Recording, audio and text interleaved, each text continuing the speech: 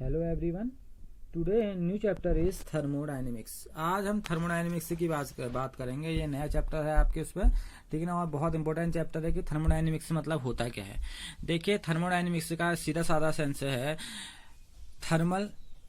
Thermodynamics से आया है और डायनेमिक्स का मतलब होता है मूवमेंट, मोशन से, यानी कि एनर्जी के मोशन से जो निकला है वो आपका है थर्मोडायनेमिक्स। यानी कि थर्मल एनर्जी जो होती है वो जब मोशन में होती है, जब भी एनर्जी मोशन के इसमें वो पाई जाती है तो उसे बोला है वो जिस ब्रांच में पढ़ते हैं हम कहते हैं thermodynamics.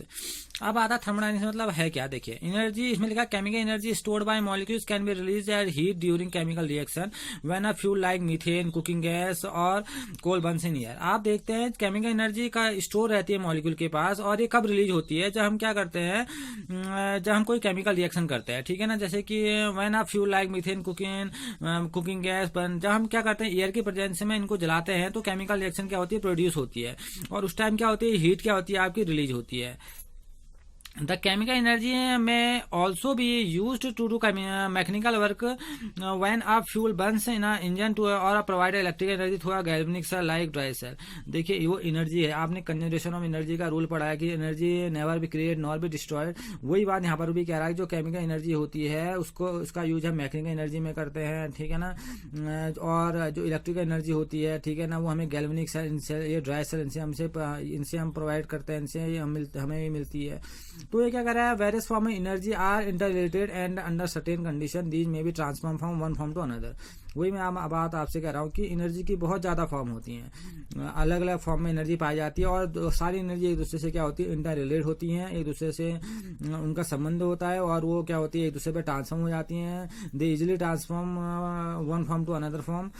The study of these energy transformation form the subject matter of thermodynamics. अब जिसका हमने यहाँ पर कुछ पढ़ना है वो है हमारा मैटर ऑफ थर्मोडायनेमिक्स। कि थर्मोडायनेमिक्स मतलब होता क्या है, और मैटर के सेंस में मतलब मैटर हमारा क्या है, जब जिसका अपना स्पेस है, अपना मास है, उसकी हम बात करेंगे, उसमें एनर्जी ट्रांसफॉर्मेशन कैसे होती है उसको हमने पढ़ना है।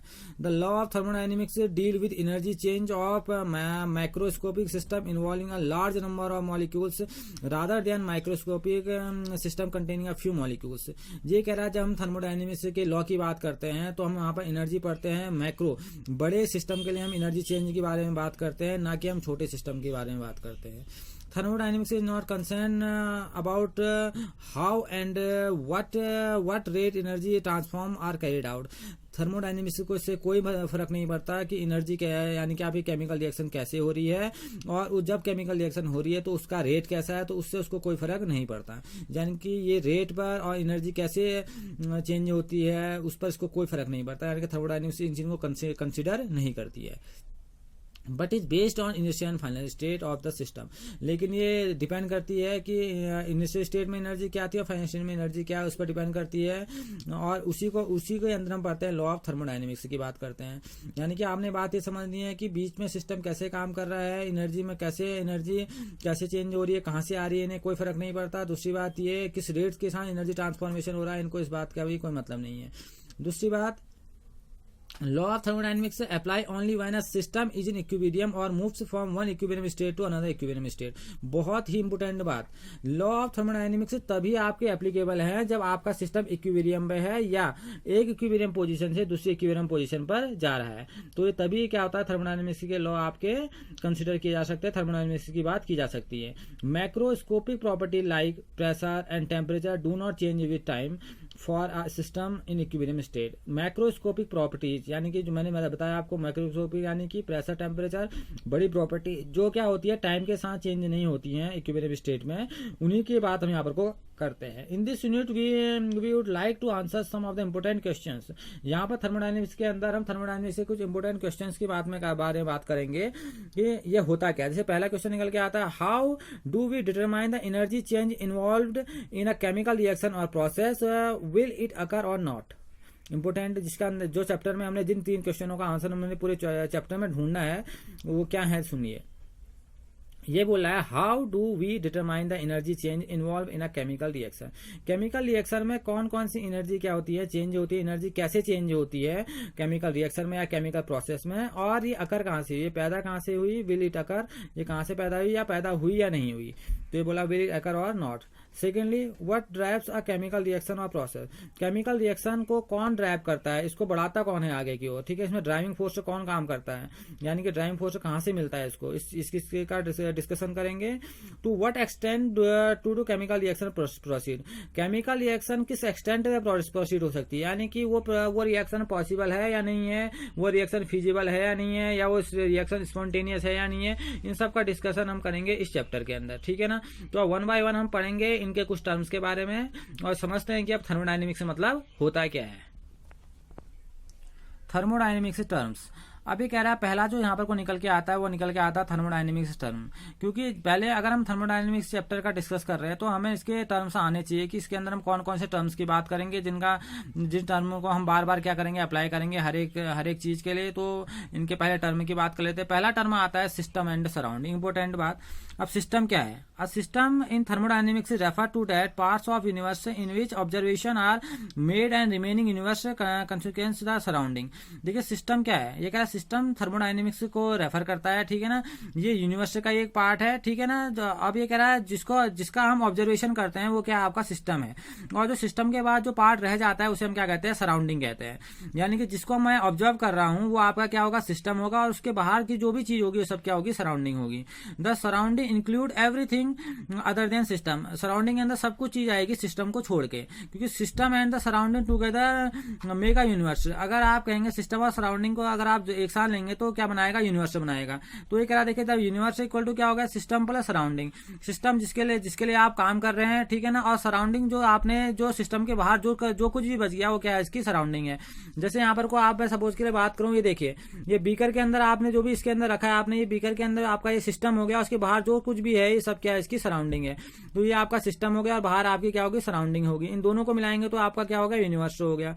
तो ये बोल रहा है the entire universe other than the system is not affected by the change taking place in the system। पहली बात, सिस्टम में क्या चेंज हो रहा है उससे सराउंडिंग को कोई फर्क नहीं पड़ता है, क्योंकि उसका उससे कोई रिलेशन नहीं होता। Therefore all the practical purpose the surrounding are the portion of the remaining universe which can interact with the system, usually the region of space in the neighborhood of the system consequence its surrounding।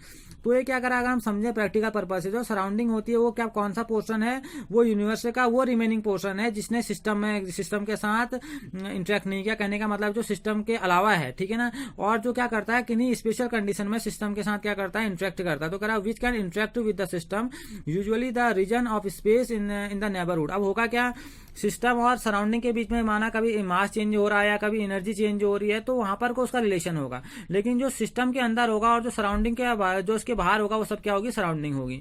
अभी क्या कह रहा है, for example if you are studying the reaction between two substance A and B, अगर आप दो substance ए और B की बारे में आप बात कर रहे हैं और आपने उनको एक बीकर में रखा है। The beaker containing the reaction mixture in the system and the room where the beaker is kept in the surrounding. अब होगा क्या, देखिए आपका जो अंदर सब्सटेंस है वो तो इसके अंदर सिस्टम के अंदर है, और जो कुछ भी इसके बाहर बचा है वो क्या बचा, आपकी सराउंडिंग बची। तो कह रहा है note at the system may be defined at the physical boundaries. System के पास क्या होती है, अपनी फिजिकल बाउंड्री होती है। जैसे आप ये देख रहे हैं ये फिजिकल बाउंड्री है इसकी, जो क्या करती हैं, सिस्टम और सराउंडिंग को एक दूसरे से अलग करती हैं। जैसे आपका गिलास है, गिलास के बाहर की जो भी बाउंड्री होगी वो आपको क्या कर रही है, उसके अंदर जो भी सिस्टम है, और गिलास के बाहर जो कुछ भी है वो दीवार के बाहर वो आपका क्या है, आपका सराउंडिंग है। तो कहा note at the system may be defined at the physical boundaries like beaker और अ टेस्ट ट्यूब। जैसे हम बीकर में कोई काम कर रहे हैं, टेस्ट ट्यूब में कोई काम कर रहे हैं, तो वो क्या है, उसकी फिजिकल बाउंड्री है जो उसको सराउंडिंग से अलग करती है। तो कह रहा और द सिस्टम में सिंपली भी defined at the set of the Cartesian coordinate specifying a particular volume in space. वही अगर आपसे कार्टेशियन कोऑर्डिनेट्स में लेते हैं, यानी कि एक्स वाई जेड के फॉर्म में लेते हैं, तो जो क्या कर रही है, किसी स्पेस में क्या कर रही है, उस सिस्टम के वॉल्यूम को क्या कर रही है, जस्टिफाई कर रही है। It is necessary to think of a system as separate from the surrounding by some sort of the wall which may be real or imaginary. बहुत इंपॉर्टेंट बात कह रहा है, जो आपका सिस्टम होगा वो सराउंडिंग से एक वॉल से क्या होता है, उसमें एक वॉल वहां बाउंड्री की तरह काम करती है, ठीक है ना। वो बाउंड्री आपकी रियल भी हो सकती है और इमेजिनरी भी हो सकती है। अब रियल की बात, जैसे आपने गिलास में पानी लिया है, जो बाहर आप देख रहे होंगे गिलास के बाहर जो भी आपकी दीवार है वो तो उसकी रियल बाउंड्री है, जो उसको सराउंडिंग से क्या कर रही होगी, बाहर कर रही होगी। सराउंडिंग अलग हो गया, सिस्टम उससे अलग हो गया। जब हम इसे केमिस्ट्री में पढ़ते तो यहाँ पर आपकी रियल और इमेजिनरी दोनों ही वॉल्स की बात होती है। The wall that separate the system, जो वॉल क्या करती है, सिस्टम और सराउंडिंग को सेपरेट करती है, उन्हें बोलते हैं बाउंड्री। जैसे आप क्रिकेट के मैच में देखते हैं कि जो 4 और 6 रखा जाता है, जो भी प्लेयर्स होते हैं वो सिस्टम होता है, जो भी प्लेयर्स उस बाउंड्री के अंदर होते हैं सिस्टम है, वो खेल रहे होते हैं, क्रिकेट खेल रहे होते हैं। जो उसके बाहर होते हैं वो सब इसे वहां पर को जितने भी लोग बैठे रहते हैं, वो जितनी भीड़ होती है वो सब क्या है, आपकी सराउंडिंग है, ठीक है ना। वो जो बाउंड्री है वो क्या कर रही है, उस सिस्टम को और सराउंडिंग को एक दूसरे से अलग कर रही है, ठीक है ना। बहुत इंपॉर्टेंट बात है, इस चीज को समझना है। उस बाउंड्री से पार गई बॉल या कुछ भी गया तो हमसे 4 और 6 कहते हैं। तो वही उसके अंदर जो रहा, जो भी सिस्टम उसके अंदर रहा, जो भी खिलाड़ी उसके अंदर खेल रहे हैं, वो आपका क्या है, सिस्टम है। जो उनसे बाहर है, उस बाउंड्री से वो भी बाहर है, वो क्या है, सराउंडिंग है, ठीक है ना। तो वही बातें कह रहा है। और सिस्टम हमारी बस में, हम सिस्टम में काम करते हैं, हम सिस्टम में मैटर और एनर्जी का चेंज कर सकते हैं, लेकिन सराउंडिंग के लिए हम कुछ काम नहीं कर सकते हैं। तो ये थी हमारी सिस्टम और सराउंडिंग, ठीक है ना। अब हम जो अपना अगला टॉपिक होगा, उस टॉपिक में हम बात करेंगे कि हमारे पास कितने टाइप के सिस्टम पाए जाते हैं और एक सिस्टम कैसे काम करते हैं। Okay, thank you.